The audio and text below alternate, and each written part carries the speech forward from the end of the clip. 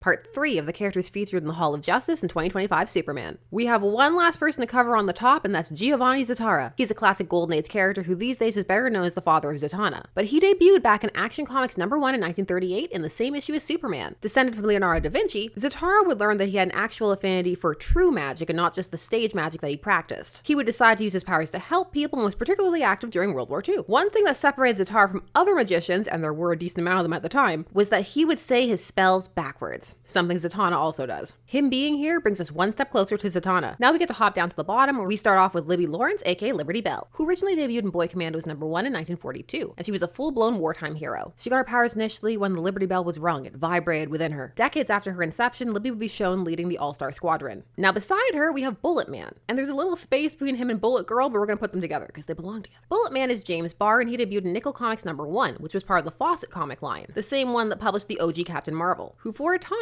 outsold Superman. Jim's dad was a cop who died, and Jim could not get into the police academy but ended up getting a job in ballistics. There, he invented a bullet-shaped gravity regulator helmet after he'd enhanced himself with a super serum, and so he would fight crime as Bullet Man. He would very quickly be joined by Bullet Girl, who is Susan Kent, and later Susan Kent Barr. I know some of you are hearing that Kent name, you're sitting up. She also debuts in the first issue, and she quickly learns that James is Bullet Man, and so he makes her a helmet and they fight crime together. They were sometimes called the Flying Detectives. Now in between them, we have Max Mercury. You can tell he's linked to Whip from up on the first part of the mural. Whip is one of his aliases because of the positioning that they're in inside the image itself. Whip is in kind of the get started position, then Max is running. Now Max has a bit of a complicated history. He debuted as Quicksilver in National Comics #5 in 1940. So the golden age, but for quality comics. He was a former acrobat with super speed who fought crime. DC found a different use for him years later, but by that time, X-Men's Quicksilver was already much more popular, so they had to change the name. And so decades later, he was reimagined as Max Mercury, or Maxwell Crandall, someone born in the 19th century, granted speed powers by the Shaman of Blackfoot clan. And while he first used his powers to help in that time, he was drawn to the Speed Force, and so he would hop through time. And each era, he would be a hero, and he would use different aliases. This was used to explain not only his time as Quicksilver, but as Whip. Now next are a duo. We have TNT and Dan Dynamite. Both debuted in Star Spangled Comics #7 in 1942. Also, TNT is actually an abbreviation for his name because it's Thomas N. Thomas, but he goes by Tex. Him and Dan are some of those lab accident or experiments gone wrong type of heroes. Now Thomas was a chemistry teacher. He was doing this experiment and went awry. Danny, one of his students, was working with him. He would become TNT, and Danny Dunbar would become Dan Dynamite. They're each differently charged atomically. One is positively charged, the other is negatively charged. And when they combine, so they have to fist bump, they control it with rings, they can also do a handshake, something like that, they can activate their powers. Form of questionable school activity. They did have some pretty impressive powers together: strength, heat, electricity. It does not end well for TNT though. In part 4, we're gonna get to start with one of my faves, Phantom Lady. But as for the characters we've discussed here, who's your favorite? Did you recognize them?